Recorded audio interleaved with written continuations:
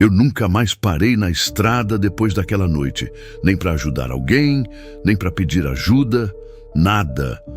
Pode parecer exagero quando eu conto isso hoje, mas quem já ficou sozinho numa rodovia vazia de madrugada sabe que existe um tipo de silêncio ali que mexe com a cabeça da gente, principalmente quando não tem sinal no celular, principalmente quando começa a chover. Meu nome é Marcelo, tenho 34 anos. Trabalho com manutenção industrial e viajo bastante pelo interior do Paraná e Santa Catarina. Sempre gostei de dirigir sozinho. Música baixa, estrada vazia, café ruim de posto. Era quase terapêutico para mim. Até outubro do ano passado. Naquela semana eu tinha ido resolver um serviço em uma cidade pequena perto de Lages. Coisa rápida. Um cliente atrasou o pagamento, perdi tempo demais lá. E acabei saindo quase 10 da noite para voltar para casa. A previsão dizia chuva forte na serra. Eu devia ter dormido em hotel, mas a gente sempre acha que vai dar tempo, sempre acha que controla a situação. A estrada estava praticamente vazia, só caminhão passando de vez em quando, chuva fina no começo, depois neblina, daquelas que engolem o farol do carro. Eu lembro exatamente do momento em que começou a dar errado. O painel piscou, só por um segundo. Depois apagou e voltou. Na hora pensei que fosse bateria. O carro ainda seguia normal, então continuei dirigindo. 5 minutos depois, o motor perdeu força. Foi gradual, como se alguém estivesse segurando o carro para trás. Meu estômago gelou imediatamente, porque não tinha absolutamente nada naquela região. Nada. Sem posto, sem cidade, sem iluminação, só mata dos dois lados da rodovia. O carro começou a falhar, até eu ser obrigado a encostar no acostamento. Quando desliguei o motor, o silêncio da estrada bateu forte. A chuva já estava mais pesada. O tipo de chuva que faz o mundo inteiro parecer vazio. Tentei ligar o carro de novo. Nada. Só aquele barulho seco de tentativa. Meu celular estava sem sinal. Zero, nem emergência. Eu fiquei sentado alguns minutos tentando pensar no que fazer. E foi aí que vi a luz, lá atrás, amarela, piscando devagar no meio da chuva. No começo achei que fosse caminhão, mas conforme se aproximava, percebi que era um guincho, branco, velho, daqueles menores, sem logotipo de empresa, só uma luz amarela girando em cima. Ele diminuiu a velocidade assim que viu meu carro parado e, sinceramente, naquele momento eu senti alívio. O motorista abriu a janela antes mesmo de parar totalmente. Um homem mais velho, boné preto, barba curta, cara cansada. Ele perguntou se eu precisava de ajuda. A voz dele era calma, normal. Eu expliquei rápido o problema. Ele ouviu em silêncio. Depois olhou para os lados da estrada antes de falar. Você não devia ficar parado aqui. A forma como ele disse aquilo me incomodou um pouco. Não parecia preocupação, parecia aviso. Perguntei se ele podia levar meu carro até algum posto. Ele ficou me olhando alguns segundos antes de responder. E hoje, lembrando disso, acho que foi ali que tudo começou. Porque antes de aceitar, ele perguntou uma coisa muito estranha. Ele perguntou, você tá sozinho mesmo? Na hora eu achei estranho, mas estranho do tipo socialmente estranho. Sabe quando alguém faz uma pergunta meio fora de contexto e você só ignora? Foi isso. Eu respondi que sim, que estava voltando sozinho para casa. O homem continuou me olhando por alguns segundos através da chuva. Os limpadores do para-brisa do guincho faziam aquele barulho repetitivo. Tac, tac, tac. E aquilo começou a me dar uma sensação ruim. Não medo ainda, só desconforto. Então ele assentiu devagar. Entra aí, a gente tira você daqui. Hoje eu penso muito nessa frase. Tira você daqui. Não leva até um posto. Não ajuda com o carro. Era como se o importante fosse sair dali imediatamente. Ele desceu do guincho para prender meu carro. E foi aí que comecei a reparar melhor nele. O homem parecia forte demais para a idade, movimentos rápidos, precisos, silenciosos. Ele quase não falava enquanto trabalhava. Só olhava para a estrada o tempo inteiro, como se estivesse esperando outro carro aparecer, ou alguém. A chuva aumentava cada vez mais e eu tentava convencer a mim mesmo de que estava paranoico por causa do lugar. Porque quando você fica isolado na estrada à noite, qualquer coisa parece errada. Entrei na cabine do guincho enquanto ele terminava de prender meu carro. O interior tinha cheiro forte de cigarro velho e gasolina. Tudo muito gasto, banco rasgado, painel antigo. Mas tinha uma coisa que me chamou a atenção imediatamente. No chão do passageiro havia um celular quebrado, com marcas escuras na tela, como se tivesse sido pisado ou arrancado com força. Eu lembro de sentir um aperto estranho no estômago, e então percebi outra coisa. Não havia rádio ligado, não havia música, nada, só chuva, motor e silêncio. O homem entrou de volta na cabine alguns segundos depois, bateu a porta, engatou a marcha e começamos a andar. Perguntei onde ficava o posto mais próximo. Ele respondeu sem olhar para mim: "Tem um lugar mais na frente." Mais na frente onde? Eu devia ter perguntado isso, mas não perguntei. Porque existe uma coisa perigosa em situações assim. A gente não quer parecer desconfiado, mesmo quando devia. A estrada continuava completamente vazia. Nenhum carro, nenhuma luz, nada. Só floresta escura dos dois lados e chuva batendo forte no vidro. Depois de alguns minutos, percebi que ele estava saindo da rodovia. Meu coração deu uma travada na hora. O guincho entrou numa estrada menor, de terra. Eu olhei imediatamente para ele. Isso não vai para o posto. Silêncio. Ele manteve os olhos na estrada, mãos firmes no volante, e respondeu com calma demais: "Rodovia está interditada mais para frente." Aquilo não parecia verdade. Não tinha placa, não tinha desvio, nada. Meu corpo começou a entrar em alerta de verdade pela primeira vez. Peguei o celular discretamente. Ainda sem sinal. Zero. A estrada de terra ficava cada vez pior. Mais escura, mais estreita. As árvores quase encostando no caminhão. Então, percebi uma coisa que fez meu sangue gelar. O homem sorria de leve enquanto dirigia. Não parecia felicidade, parecia antecipação. Foi aí que comecei a observar detalhes pequenos, as unhas sujas, os cortes antigos na mão dele, o jeito que respirava pela boca e, principalmente, o fato de que ele nunca perguntava nada sobre mim, nem nome, nem cidade, nada, como se já não importasse mais. Meu coração começou a bater tão forte que fiquei enjoado, porque naquele momento eu finalmente entendi uma coisa horrível. Eu tinha entrado naquele guincho sem saber absolutamente nada sobre ele. A chuva parecia pior naquela estrada de terra.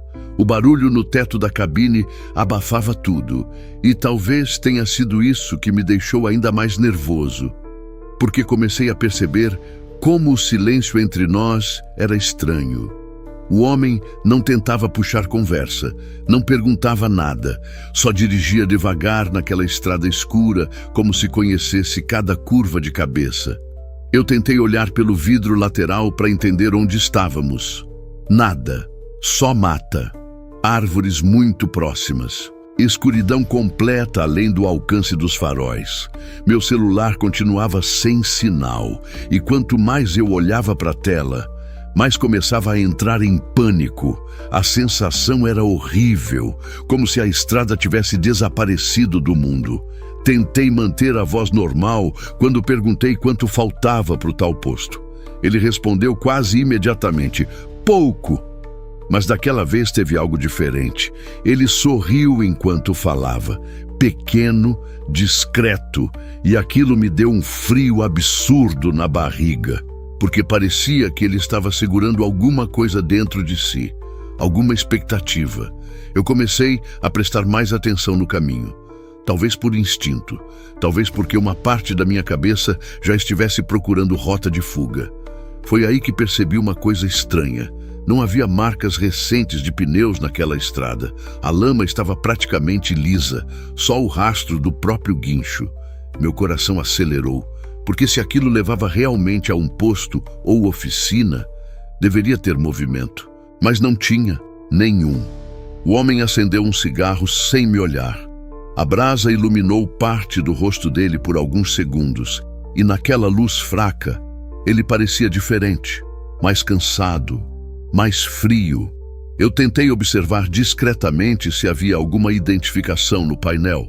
Nome de empresa, documento, qualquer coisa, nada.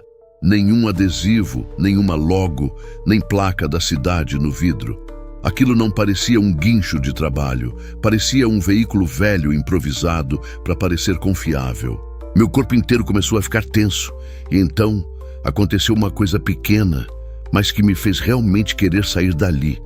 O rádio do guincho chiou sozinho, um ruído curto, e uma voz masculina surgiu por menos de 2 segundos. Ele está sozinho? Meu sangue gelou na hora. O homem desligou o rádio imediatamente, rápido demais, como alguém que não queria que eu ouvisse. Eu virei para ele na mesma hora. O que foi isso? Ele tragou o cigarro com calma, sem me olhar. Depois respondeu: nada, nada, só isso. Meu coração começou a bater tão forte que minha visão ficou estranha, porque agora não era mais impressão. Tinha outra pessoa envolvida, talvez esperando em algum lugar daquela estrada. Eu comecei a pensar em abrir a porta e pular do guincho, mas olhei pela janela. Escuridão total, mata fechada, chuva pesada e o caminhão ainda em movimento. Se eu pulasse ali, talvez nem encontrassem meu corpo. Foi nesse momento que percebi outra coisa.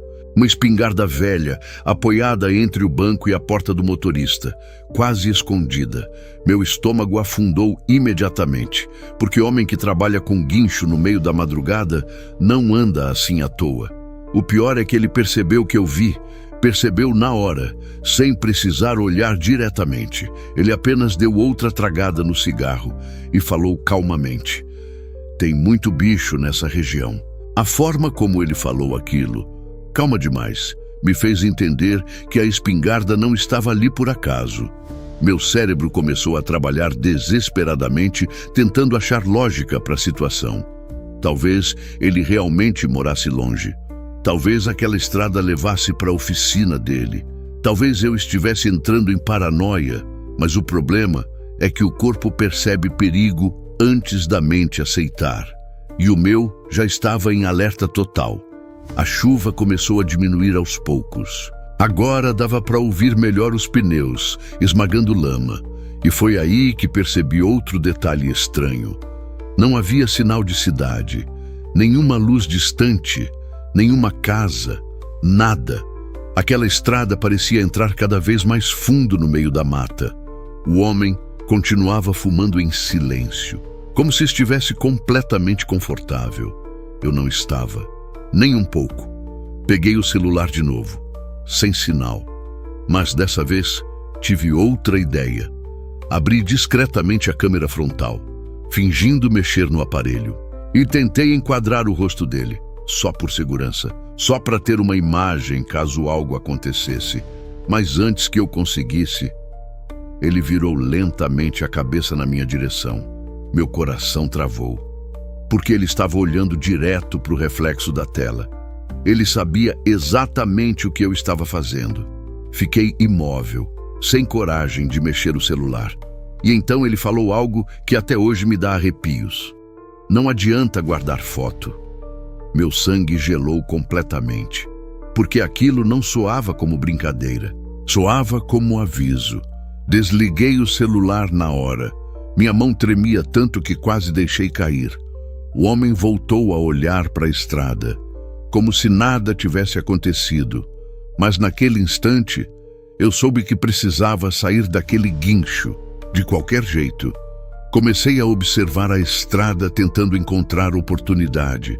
Alguma curva mais lenta, alguma porteira, qualquer coisa. Foi então que vimos luzes ao longe. Meu coração disparou de alívio. Uma casa, finalmente. Pequena, isolada, mas com luz. Eu quase falei graças a Deus em voz alta. Só que conforme nos aproximávamos, o alívio morreu rápido, porque não parecia uma casa normal. Era um galpão grande, velho, com 2 refletores amarelados na frente, e havia outro veículo parado ali, uma caminhonete escura. O homem reduziu a velocidade. Meu corpo inteiro entrou em pânico, porque aquilo explicava a voz no rádio. Tinha alguém esperando, e então vi a segunda pessoa, um homem alto saindo do galpão devagar. Capuz escuro, mãos no bolso. Parado olhando o guincho se aproximar, meu instinto gritou na mesma hora. Aquilo não era oficina, não era posto, não era ajuda, era armadilha. Eu puxei a maçaneta da porta discretamente, trancada. Meu coração começou a disparar tão forte que fiquei tonto. O motorista percebeu meu movimento imediatamente. Sem olhar para mim, apenas apertou um botão no painel.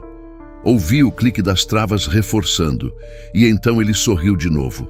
Dessa vez, maior, mais relaxado, como alguém que finalmente chegou onde queria. O guincho entrou lentamente no terreno do galpão, e quando os faróis iluminaram a porta aberta, eu vi uma coisa que quase me fez entrar em choque.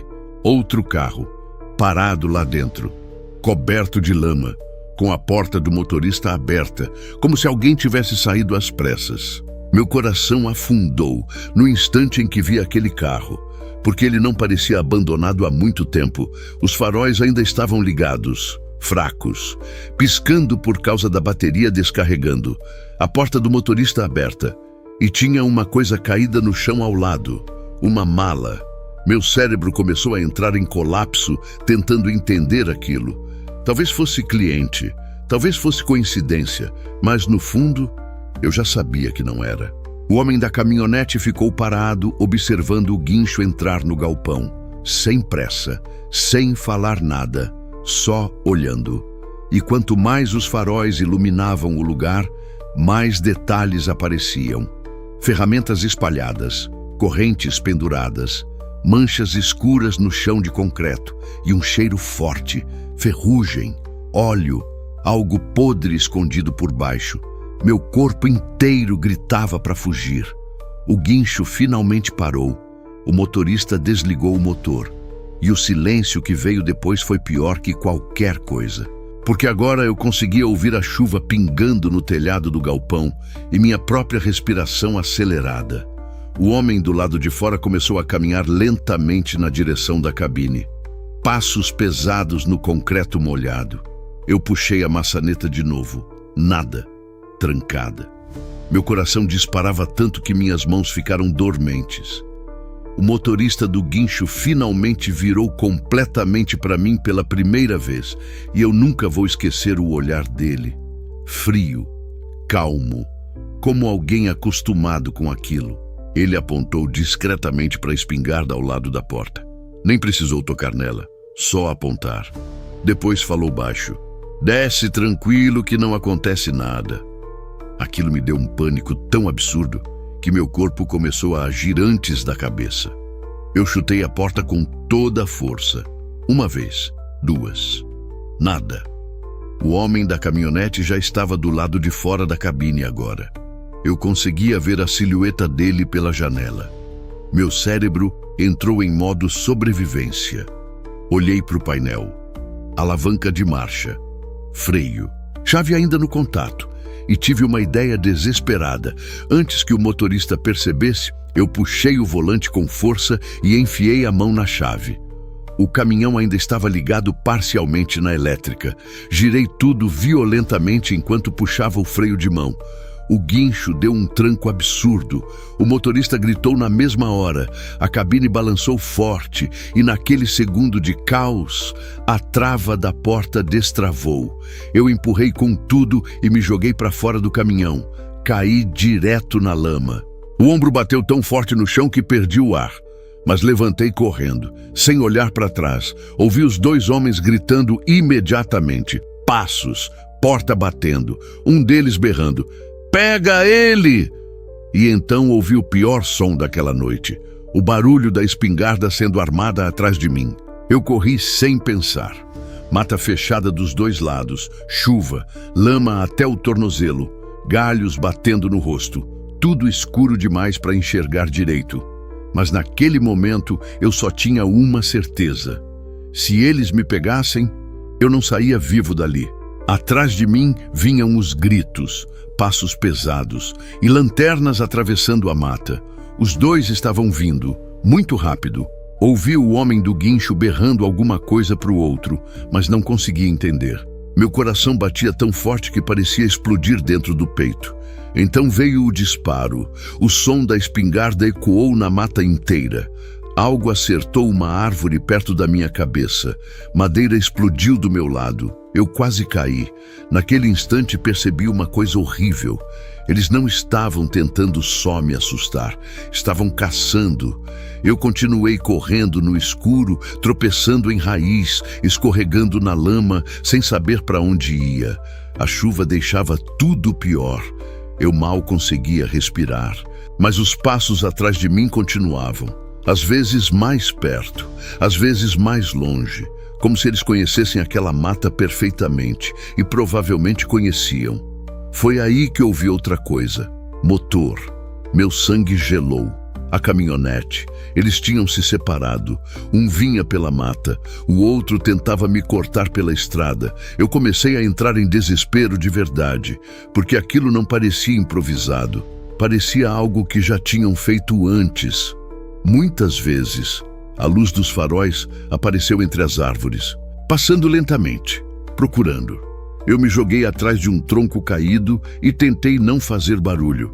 Minha respiração parecia alta demais. Meu corpo inteiro tremia. Os faróis pararam por alguns segundos. Silêncio. E então ouvi a voz do homem da caminhonete. Calma. Muito calma. Você não vai achar estrada por aqui. Meu sangue congelou, porque ele estava perto. Muito perto. A chuva escorria pelo meu rosto enquanto eu tentava controlar a respiração. E então ouvi outra frase.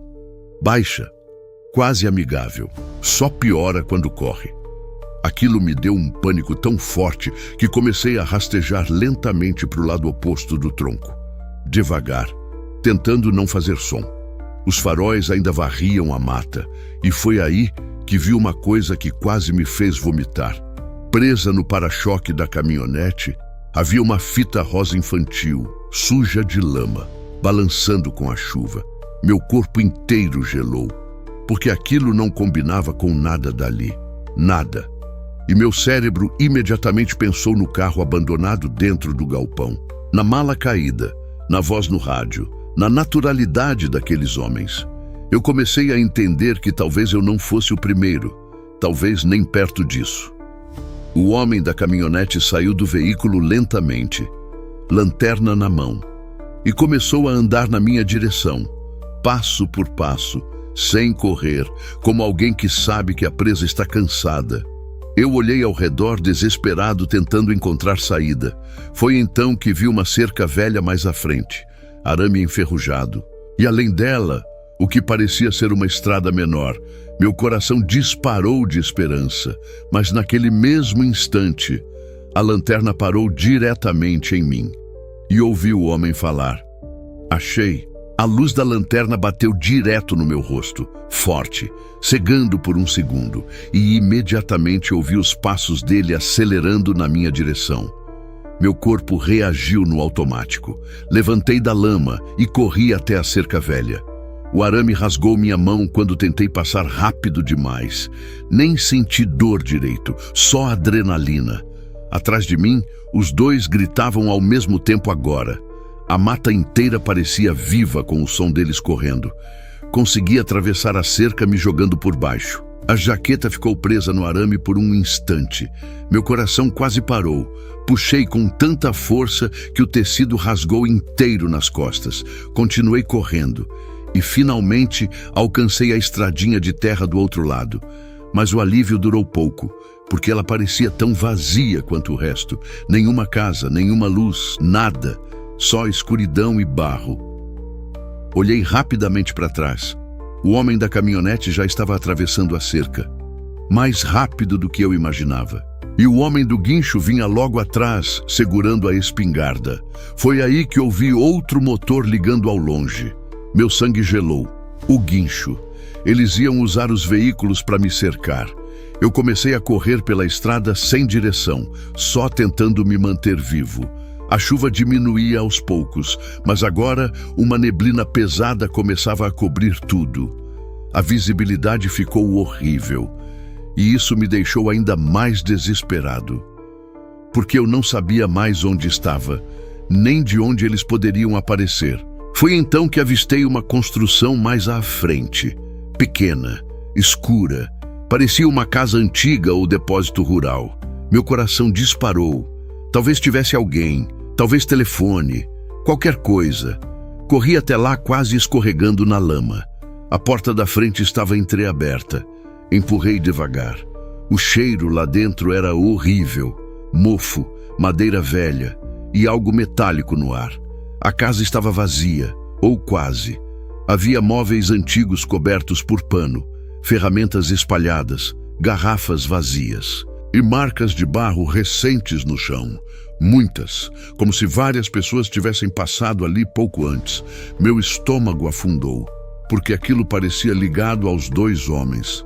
Talvez fosse deles. Talvez eu tivesse corrido exatamente para o pior lugar possível. Foi aí que ouvi o som do guincho ao longe, motor pesado, se aproximando devagar pela estrada. Apaguei imediatamente a lanterna do celular. Mesmo sem sinal, eu ainda usava a luz. Fiquei imóvel no escuro tentando ouvir. E então percebi outra coisa. Respiração, dentro da casa. Meu corpo inteiro congelou, porque ela não era minha. Vinha de algum lugar no fundo do corredor. Baixa, ofegante, como alguém tentando ficar em silêncio. Meu coração começou a bater tão forte que fiquei tonto. Lentamente, peguei um pedaço de madeira no chão e dei alguns passos na direção do corredor escuro. A respiração continuava, fraca, desesperada, até que ouvi uma voz, muito baixa, quase sem força. Por favor. Aquilo fez meu sangue gelar completamente, porque havia outra pessoa presa ali. A voz vinha do fundo da casa, fraca, tremendo.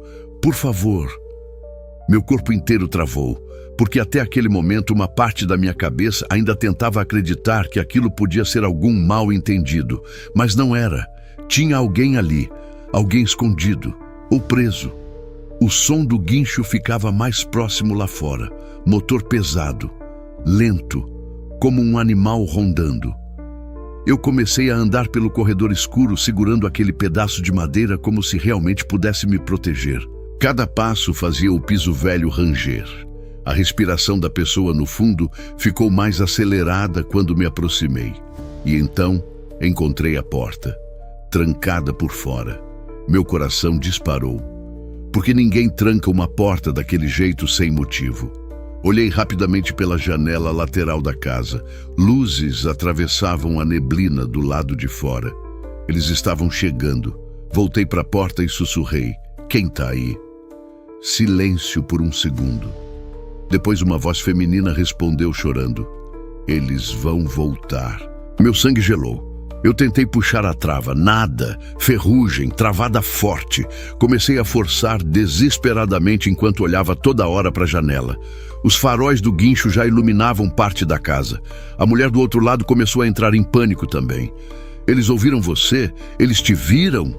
Eu não sabia o que responder, porque provavelmente sim. Forcei a trava mais uma vez. Nada. Foi então que ouvi portas batendo lá fora. Os 2 homens tinham chegado. Meu coração quase explodiu. Passos na varanda, lentos, sem pressa, como se soubessem exatamente onde eu estava. A mulher do outro lado da porta começou a chorar baixo, e aquilo me destruiu por dentro, porque percebi uma coisa horrível. Ela já estava ali fazia tempo, talvez horas, talvez dias, e aqueles homens provavelmente faziam isso com frequência. Os passos pararam do outro lado da casa. Silêncio absoluto, até que ouvi a voz do homem do guincho. Calma, quase paciente. Você só tá piorando as coisas.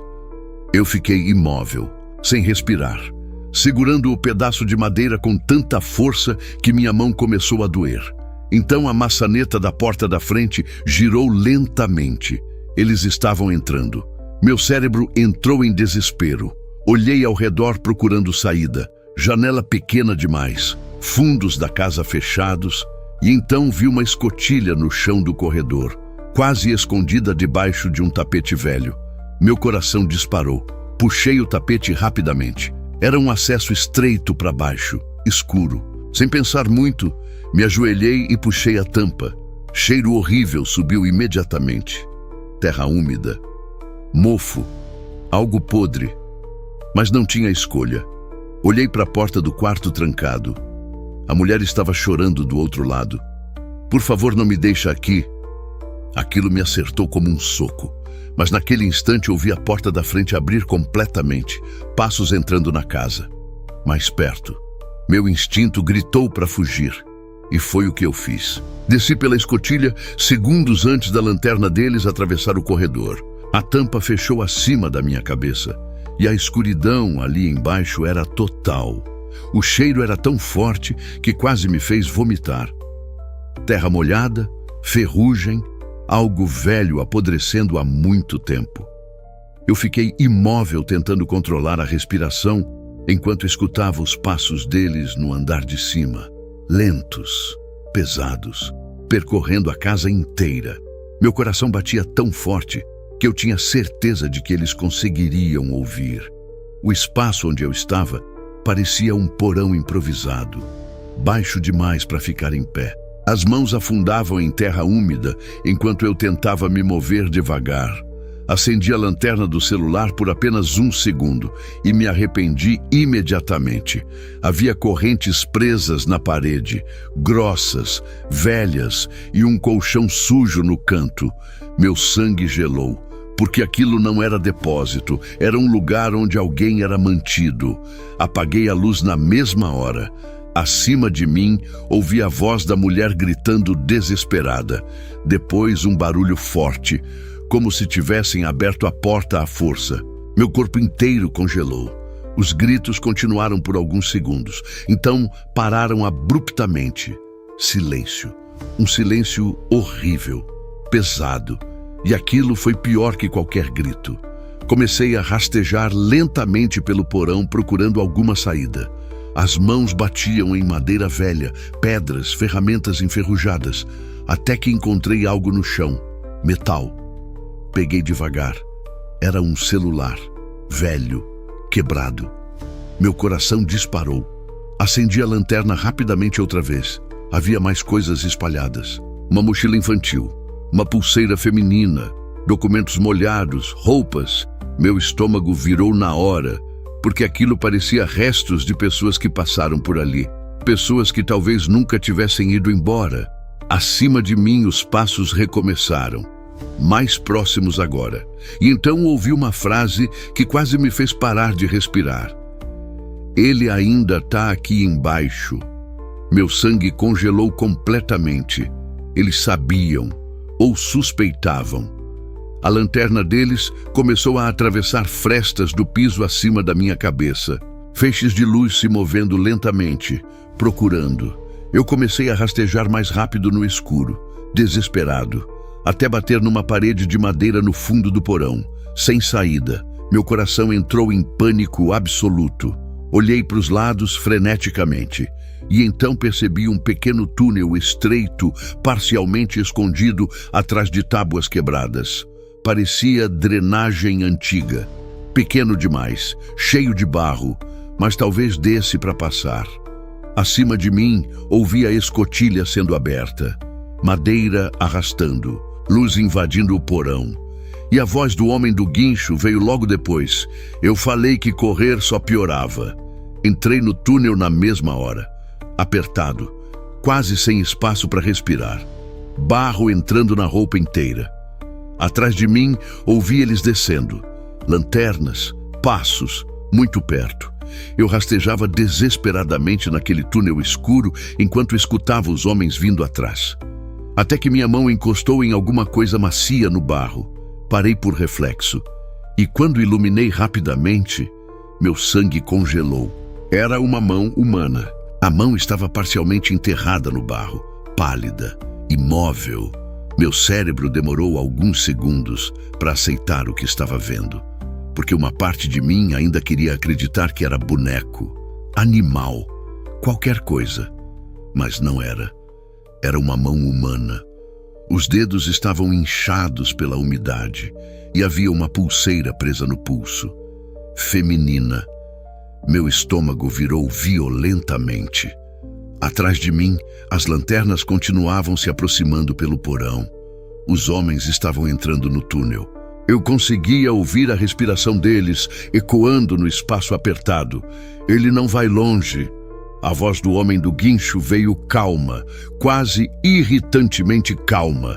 Meu corpo entrou em desespero absoluto. Tentei continuar rastejando mais rápido, mas o túnel ficava cada vez mais estreito. Barro grudando nos braços, pedras machucando o peito. Eu mal conseguia respirar. E o pior era saber que havia um corpo enterrado ali comigo. Talvez mais de um. O cheiro naquele túnel começou a fazer sentido. Meu coração batia tão forte que parecia sufocar. Atrás de mim, a luz das lanternas já iluminava parte do túnel. Eles estavam perto, muito perto. Foi então que percebi um vento fraco vindo da frente. Ar. Saída. Aquilo me deu energia para continuar. Comecei a empurrar a terra desesperadamente enquanto os homens avançavam atrás. Um deles começou a rir baixo, e aquilo foi pior que os gritos, porque parecia diversão, caçada. Finalmente enxerguei luz na frente, muito fraca, mas real. Empurrei o corpo para frente com tudo que tinha e saí do túnel rolando numa vala cheia de água da chuva. Ar puro bateu no meu rosto. Eu quase chorei de alívio, mas não dava tempo. Levantei imediatamente. Estava nos fundos da propriedade, atrás do galpão, e dali consegui ver algo que me deixou em choque. Havia outros veículos escondidos entre as árvores, não só o carro que vi no galpão, mais dois, um deles parcialmente queimado. Meu sangue gelou, porque aquilo confirmava o que eu já temia. Aqueles homens faziam isso há muito tempo.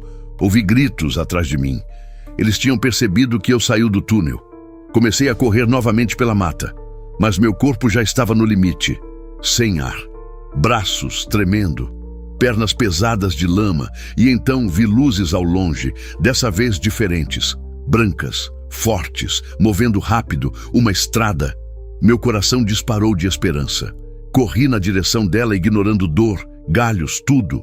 Atrás de mim, os homens também aceleraram. Eu conseguia ouvir, cada vez mais perto. Então os faróis apareceram entre as árvores. Um caminhão, grande, passando pela estrada. E naquele momento, eu fiz a única coisa que consegui pensar. Me joguei literalmente no meio da pista. Os faróis vieram direto na minha cara, fortes, cegando tudo. Ouvi o som desesperado da buzina e dos pneus freando no asfalto molhado. Depois o impacto, não do caminhão, do meu corpo batendo no chão ao tentar desviar no último segundo. Rolei no acostamento sem ar, atordoado, coberto de lama. O caminhão parou atravessado na pista alguns metros à frente, e eu comecei a gritar de um jeito que nem parecia humano. Me ajuda! Pelo amor de Deus! A porta do caminhão abriu violentamente. O motorista desceu correndo. Um homem grande, assustado, olhando sem entender nada. Eu tentei apontar para a mata atrás de mim, mas quando olhei, não havia ninguém. Só escuridão. Os dois homens tinham parado antes de sair da mata. Provavelmente porque agora existia testemunha, luz, estrada, movimento, mas eu sabia que eles ainda estavam ali, observando. O caminhoneiro me puxou pelo braço e me colocou atrás dele, perguntando o que tinha acontecido. Eu mal conseguia falar, tremia inteiro, sem ar. Só repetia: "Eles vão me matar." O homem olhava assustado para a mata enquanto pegava o celular. E naquele instante, pela primeira vez em horas, apareceu sinal no meu celular também. Uma barra, só uma, mas suficiente. Eu liguei para a polícia tremendo tanto que quase deixei o aparelho cair. Tentei explicar a localização, o galpão, o túnel, a mulher presa, os carros escondidos, tudo saía embolado. O atendente mal conseguia entender. O caminhoneiro então tomou o celular da minha mão e começou a explicar por mim. Enquanto isso, eu continuava olhando para a mata, esperando eles aparecerem, esperando um disparo, qualquer coisa. Mas nada aconteceu. Silêncio. Alguns minutos depois, vi luzes surgindo na estrada ao longe. Viatura, 2. Meu corpo inteiro quase desabou de alívio. Os policiais chegaram rápido e imediatamente quiseram ir até o galpão. Eu implorei para não me deixarem sozinho. Então, o caminhoneiro ficou comigo enquanto as viaturas seguiram pela estrada de terra. Os minutos seguintes foram os mais longos da minha vida, porque eu sabia que aqueles homens conheciam a região melhor que qualquer policial. E uma parte de mim tinha certeza de que eles fugiriam. Então, ouvi pelo rádio da viatura, primeiro estática, depois gritos, vozes falando ao mesmo tempo e uma frase que fez meu sangue gelar: "Tem alguém aqui?" Meu coração disparou. Perguntei imediatamente se era a mulher. Ninguém respondeu por alguns segundos, só movimentação, confusão. Até que outra voz surgiu no rádio, mais baixa, mais séria: "Chama a ambulância." O caminhoneiro olhou para mim na mesma hora e eu soube. Antes mesmo de confirmarem, alguma coisa muito ruim tinha acontecido naquela casa, muito pior do que eu imaginava. Minutos depois, uma das viaturas voltou e o policial saiu do carro com uma expressão que eu nunca vou esquecer. Porque parecia alguém tentando processar o que tinha acabado de ver. Então ele perguntou: "Onde exatamente você encontrou o túnel?" O policial parecia abalado, de verdade. E isso foi o que mais me assustou. Porque até então eu ainda tentava me convencer de que talvez aquilo fosse só um sequestro. Mas a expressão dele dizia outra coisa. Algo pior. Muito pior. Eu expliquei tremendo onde ficava a escotilha dentro da casa, o túnel, o porão, as correntes. Enquanto falava, percebia os outros policiais trocando olhares estranhos entre si. Um deles evitava até olhar para mim, como se já soubesse que eu não ia conseguir esquecer aquilo nunca mais. Perguntei da mulher. Ninguém respondeu imediatamente. O silêncio deles foi suficiente. Meu estômago afundou, até que o policial finalmente falou. "Ela estava viva quando chegamos." Tava. A palavra ficou presa na minha cabeça. Tava. Ele continuou, mas muito machucada. Meu corpo inteiro gelou, porque aquilo significava que os homens tiveram tempo de fazer alguma coisa antes da polícia chegar. Eu comecei a sentir culpa na mesma hora, por ter fugido, por ter deixado ela lá, mesmo sabendo que provavelmente eu teria morrido junto. Os policiais começaram a fazer perguntas rápidas. Descrição dos homens, veículos, armas, mas tudo parecia distante para mim, porque minha cabeça continuava presa naquela casa, naquele túnel, na mão enterrada no barro. Então, ouvi outro policial falando perto da viatura. Encontraram mais coisa. Meu coração travou. Mais coisa. A palavra me deu náusea imediatamente. Os policiais começaram a isolar a área. Chegaram mais viaturas, depois ambulância, depois polícia científica.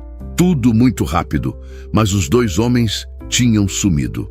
Desaparecido na mata antes da chegada da polícia. E isso destruiu qualquer sensação de segurança que eu poderia ter tido, porque eles ainda estavam soltos e sabiam meu rosto.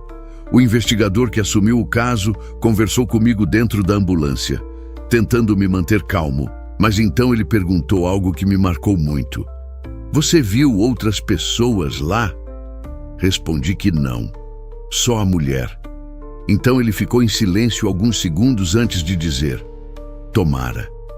Aquilo fez meu sangue gelar, porque percebi que eles ainda não sabiam quantas vítimas poderiam existir. A chuva finalmente começou a parar perto do amanhecer, E conforme o céu clareava, o lugar parecia ainda pior. A casa, o galpão, os carros escondidos, tudo parecia real demais agora. Não era mais paranoia de estrada, não era pesadelo, era uma cena de crime. E então aconteceu uma coisa que eu nunca vou esquecer. Um policial saiu da mata carregando uma mochila infantil transparente, molhada de barro. Dentro dela havia desenhos, roupas pequenas e um ursinho. Meu estômago virou na hora, porque aquilo confirmava uma coisa horrível. Não era a primeira vítima. Talvez nem perto disso. O investigador percebeu meu estado e tentou me afastar dali.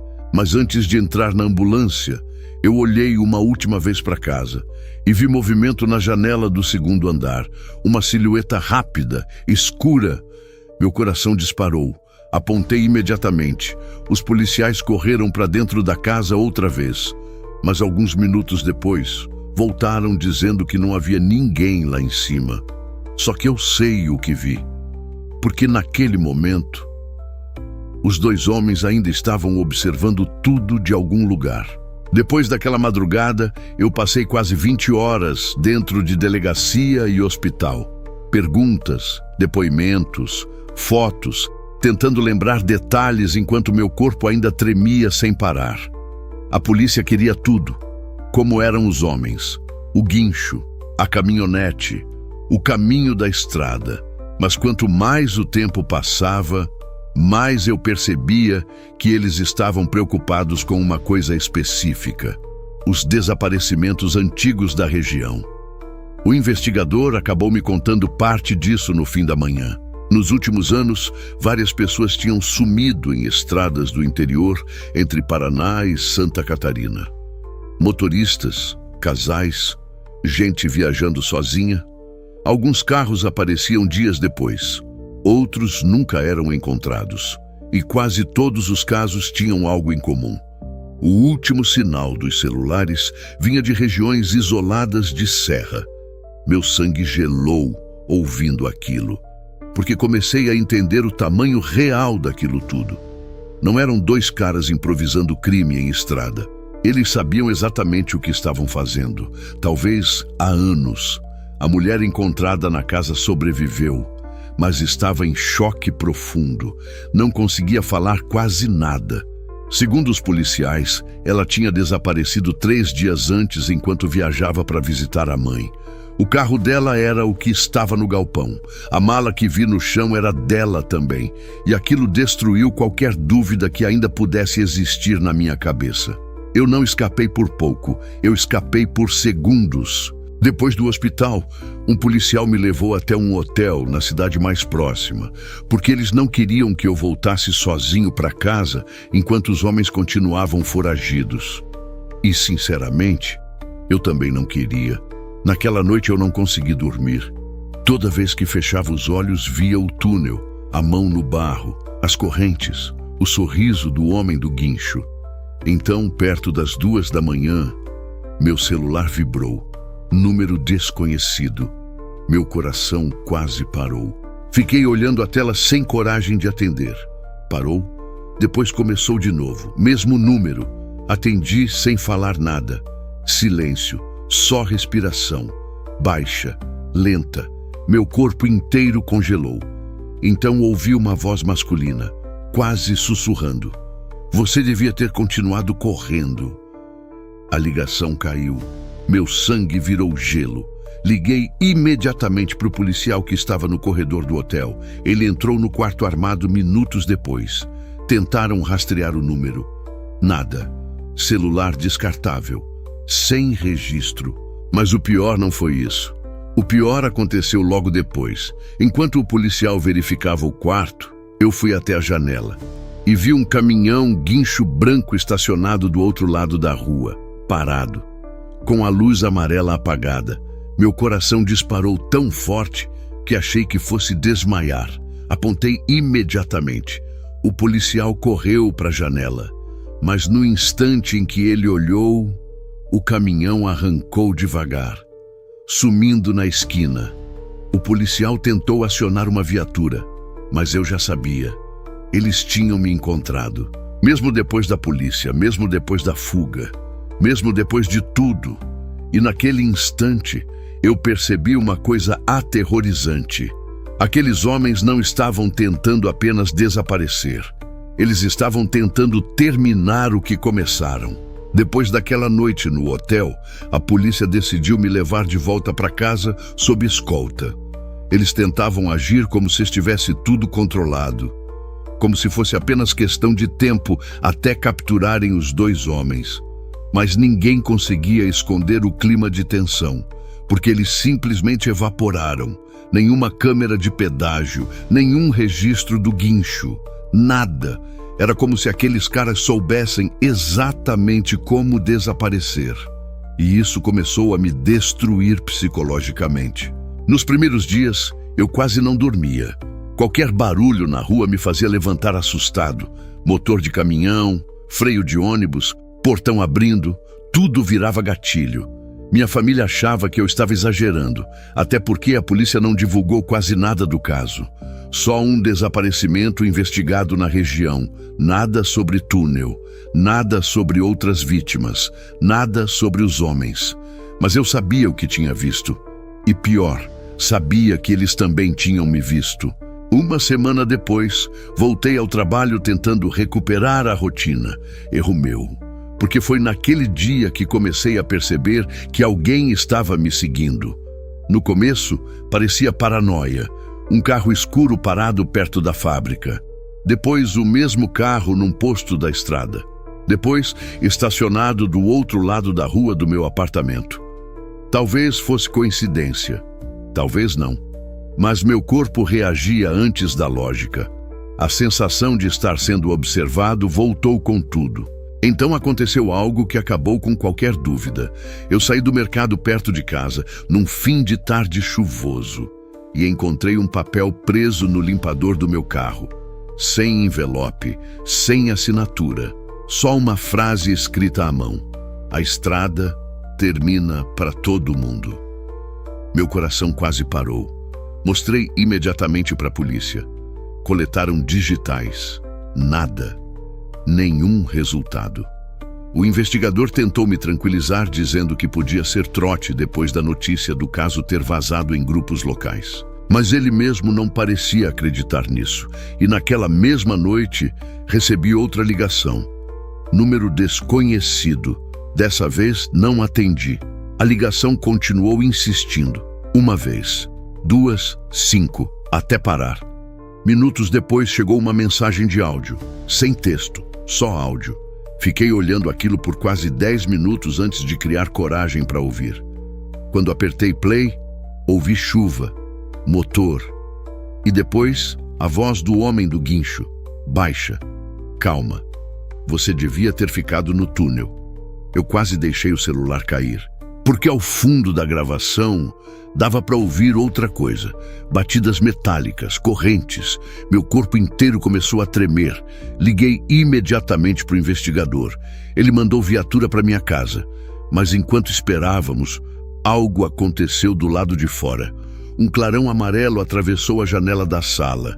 Lento, girando. Meu sangue congelou na hora, porque eu conhecia aquela luz. Corri até a cortina e vi o reflexo dela passando devagar pela rua. Luz de guincho. O veículo não parou. Só passou lentamente em frente ao prédio, como se quisesse que eu soubesse que estava ali. Depois daquela noite, eu parei de sair sozinho. Parecia exagero, mas eu já não conseguia mais confiar em nada. A polícia aumentou as rondas perto do meu prédio por alguns dias, porém, os investigadores começavam a parecer frustrados. Porque não existia prova suficiente para localizar os homens. Nenhuma placa identificada, nenhum nome verdadeiro, nada. E isso era o pior. Eles eram reais demais para serem fantasmas, mas invisíveis demais para serem encontrados. Eu comecei a perder completamente a noção de normalidade. Dormia mal, comia mal. Qualquer caminhão branco me fazia gelar. Qualquer estrada me dava náusea. E então veio a notícia que destruiu o pouco de segurança que ainda restava. A mulher encontrada na casa desapareceu do hospital. Sumiu. Segundo a polícia, ela entrou em crise durante a madrugada e simplesmente fugiu. Mas ninguém acreditava totalmente nisso, nem eu, nem os próprios investigadores. Porque ela estava traumatizada demais para conseguir andar direito quando a vi. E mesmo assim, desapareceu sem câmera registrar saída, sem testemunha, sem nada. Foi aí que o investigador finalmente falou algo que até hoje não sai da minha cabeça. Ele disse: talvez tenha mais gente envolvida. Aquilo mudou tudo para mim, porque até então eu imaginava 2 homens isolados. Mas se existia uma rede ou outras pessoas ajudando, então eu nunca soube realmente do que escapei. Naquela mesma semana decidi sair temporariamente do apartamento e ficar na casa do meu irmão, outra cidade, mais movimentada. Eu precisava respirar sem olhar pela janela a cada 5 minutos. Mas nem isso funcionou. Na segunda noite lá, o cachorro do meu irmão começou a latir desesperadamente para o portão da garagem, sem parar. Era quase 3 da manhã. Fui até a janela junto com ele e vi um caminhão parado do outro lado da rua, escuro, sem logo, motor ligado. Meu coração afundou na mesma hora, porque eu já sabia, mesmo sem conseguir ver direito. O veículo ficou parado ali por quase 1 minuto. Depois arrancou devagar, sem pressa, como se só estivesse confirmando alguma coisa. Meu irmão chamou a polícia imediatamente, mas quando a viatura chegou, o caminhão já tinha sumido. Na manhã seguinte, eu decidi fazer algo que evitava desde a estrada: pesquisar desaparecimentos antigos da região. Foi um erro, porque quanto mais eu procurava, mais detalhes apareciam. Relatos antigos de motoristas abordados por socorro inesperado. Carros encontrados abandonados em estradas rurais. Gente que desapareceu após pane mecânica. E o pior, em 2 fóruns locais havia comentários falando sobre um guincho branco visto perto desses casos. Meu sangue gelou completamente, porque aquilo significava que os rumores existiam há anos e ninguém tinha ligado os pontos. Passei horas lendo aquilo até encontrar uma postagem específica, antiga, quase apagada, feita por um caminhoneiro. Só uma frase: se um guincho branco parar para ajudar na serra, continua dirigindo. Eu fiquei encarando aquela tela por muito tempo, porque pela primeira vez percebi algo horrível. Talvez existissem outras pessoas que sobreviveram, mas ninguém falou, ninguém quis voltar naquele assunto, e talvez algumas delas nunca tenham conseguido sair completamente daquela estrada. Depois daquela postagem, eu comecei a entrar numa obsessão doentia. Não conseguia mais parar de procurar. Passei dias lendo relatos antigos em fóruns esquecidos, grupos de estrada, páginas de desaparecidos. E quanto mais eu encontrava, mais meu corpo gelava. As histórias eram parecidas demais. Pane mecânica em lugar isolado. Ajuda inesperada. Último contato durante chuva ou madrugada. Depois, silêncio.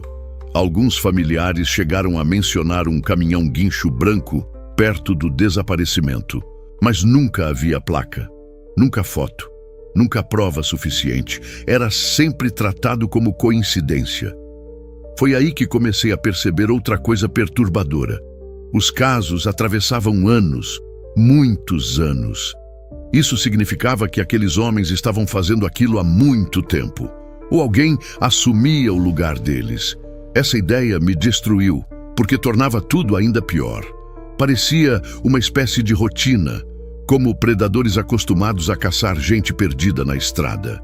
A polícia continuava investigando, mas eu sentia que o caso começava a esfriar, sem suspeitos, sem localização, sem vítimas recentes encontradas. E isso me deixava desesperado, porque eu sabia que eles ainda estavam soltos. Então, numa madrugada, recebi um e-mail, sem assunto, sem identificação, só um anexo. Meu coração disparou na hora. Quase não abri, mas abri. Era uma foto, escura, granulada, tirada claramente de longe. Demorei alguns segundos para entender o que estava vendo.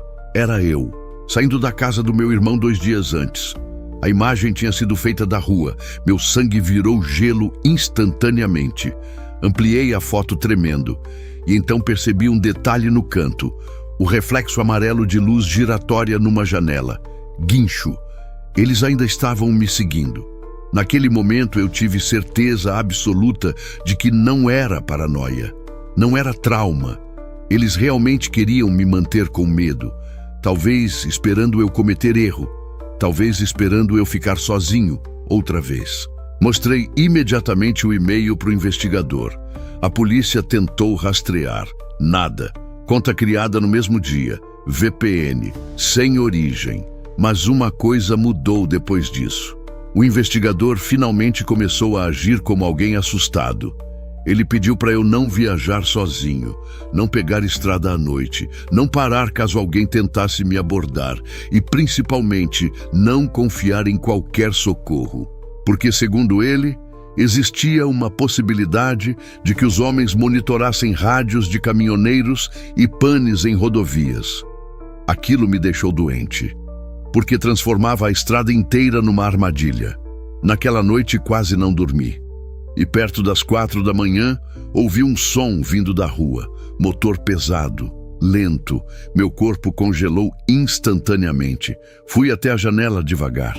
E lá estava ele, o guincho branco, parado exatamente em frente à casa. Motor ligado, luz amarela girando lentamente no teto. Meu coração começou a bater tão forte que achei que fosse apagar. Peguei o celular tremendo para ligar para a polícia.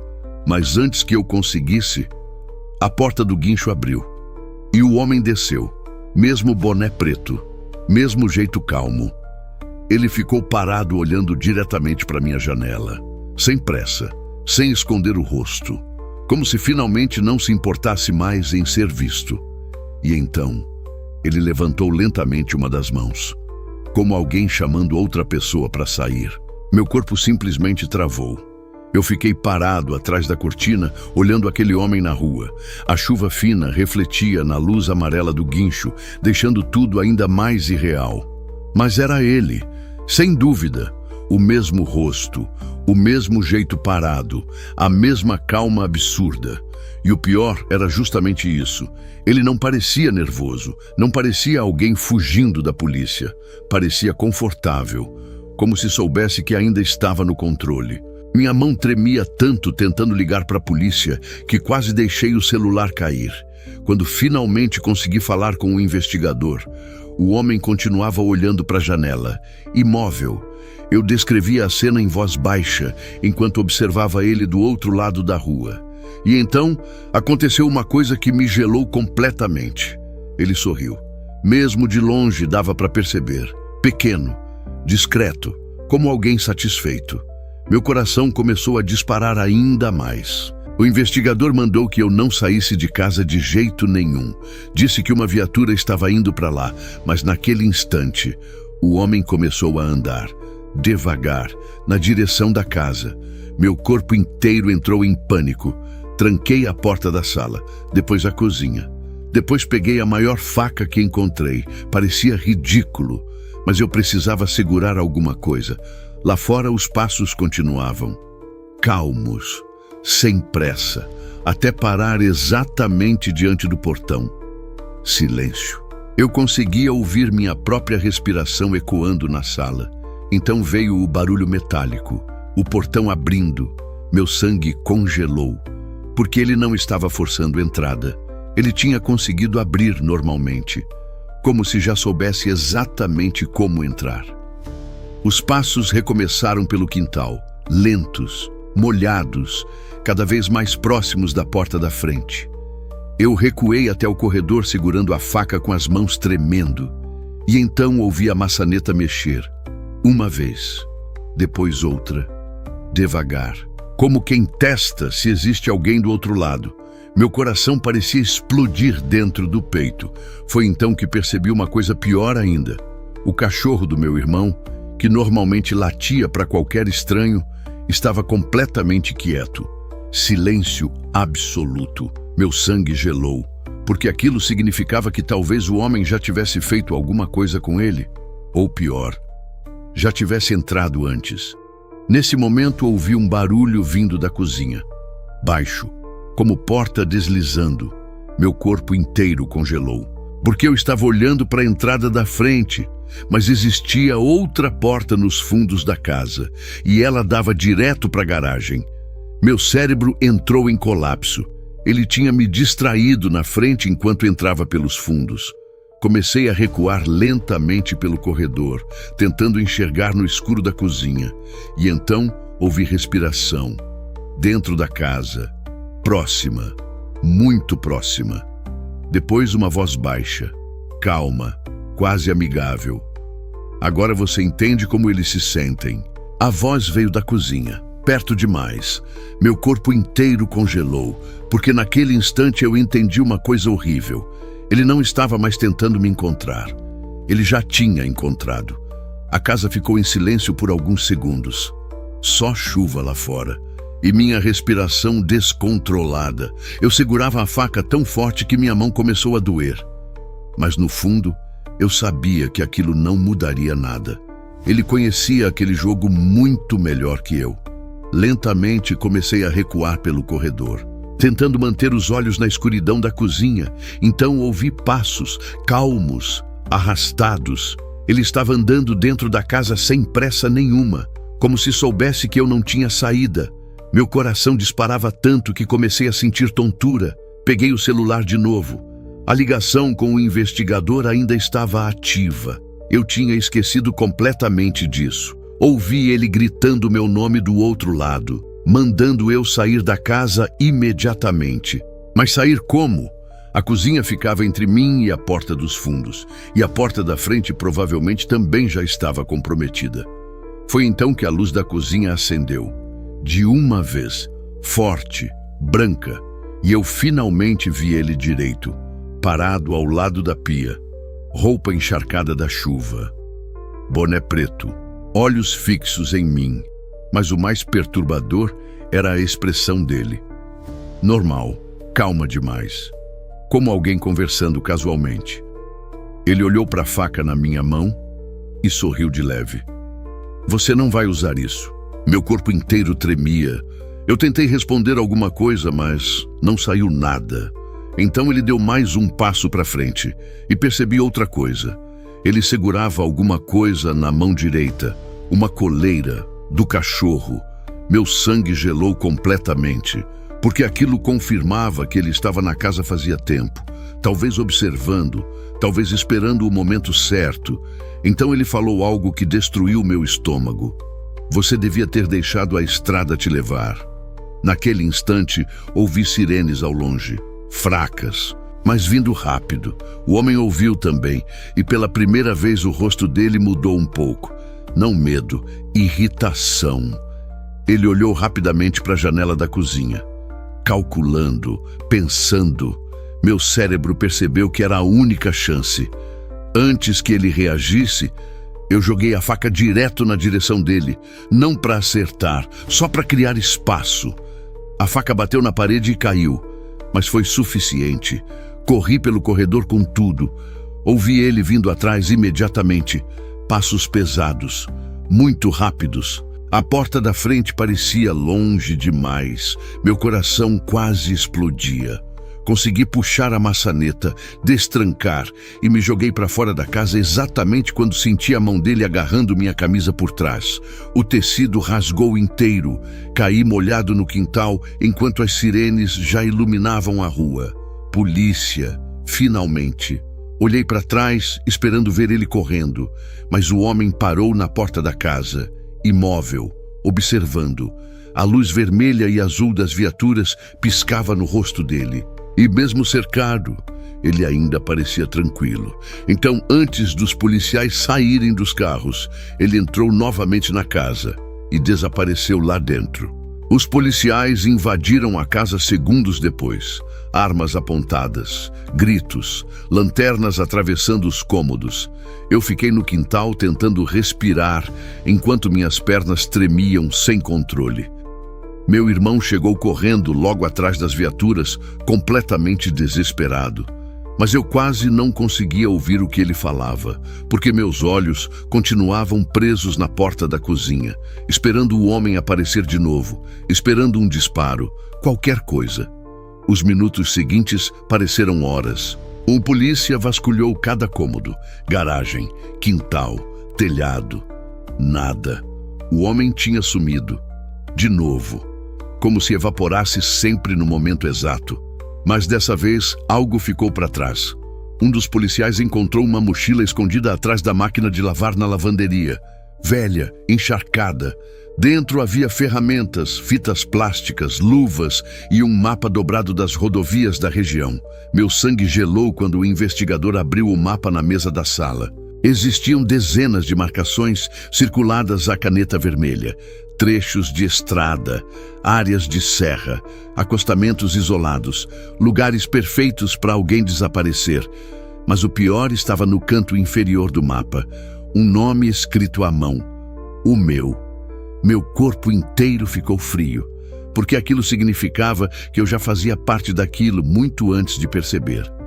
O investigador começou a acreditar que eles monitoravam vítimas por dias antes da abordagem. Rotina, viagens, estradas frequentes.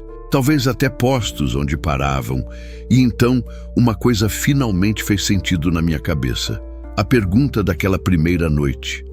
Você tá sozinho mesmo? Aquilo não era conversa, era confirmação.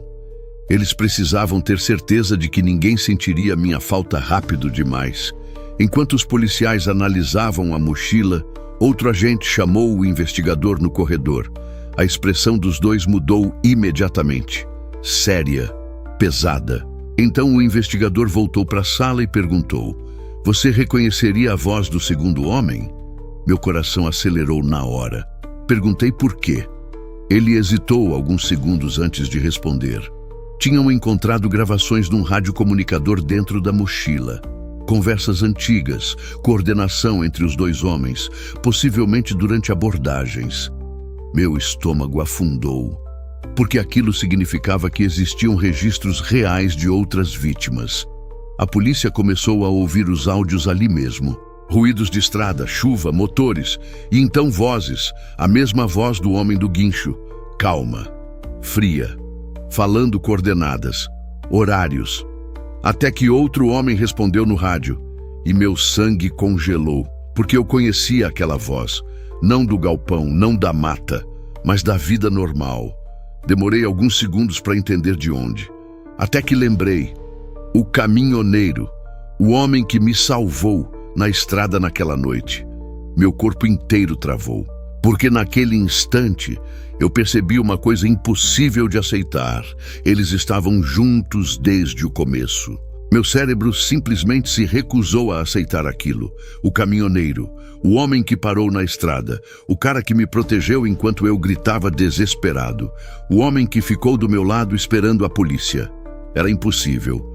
Mas eu reconheceria aquela voz em qualquer lugar depois daquela noite. O investigador percebeu minha reação imediatamente. Perguntou o que aconteceu. E quando eu falei, a sala inteira ficou em silêncio, porque aquilo mudava tudo. O caminhoneiro nunca me salvou. Ele fazia parte da caçada.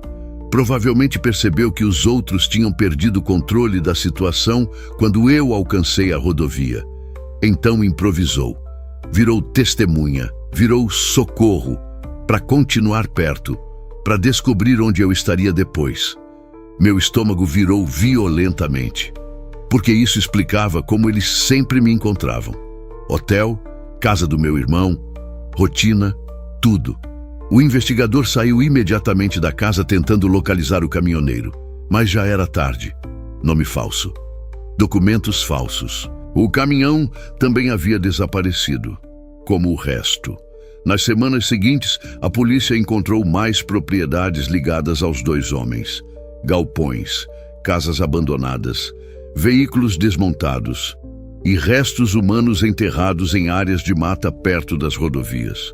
Nunca divulgaram tudo oficialmente, mas um dos investigadores me confessou que o número de vítimas provavelmente atravessava mais de 10 anos. Talvez muito mais. O homem do guincho nunca foi encontrado. Nem o falso caminhoneiro. Nenhum dos dois. E, sinceramente, acho que isso é o que mais destrói minha cabeça até hoje. Porque significa que eles ainda podem estar em alguma estrada agora, esperando, observando, escolhendo. Eu tentei seguir a vida depois disso. Mudei de cidade, troquei de carro, parei de viajar a trabalho. Faço terapia há meses, mas certas coisas nunca voltaram ao normal. Eu não consigo dirigir à noite, não consigo parar em acostamento. E toda vez que vejo luz amarela refletindo na chuva, meu corpo congela automaticamente. Existe uma última coisa que eu nunca contei para a polícia. Na noite em que o homem entrou na casa do meu irmão, antes de desaparecer, ele falou algo muito baixo quando passou pela cozinha. Na hora achei que fosse ameaça. Hoje eu acho pior, porque parecia verdade. Ele disse: "Você só saiu porque ainda não era sua vez."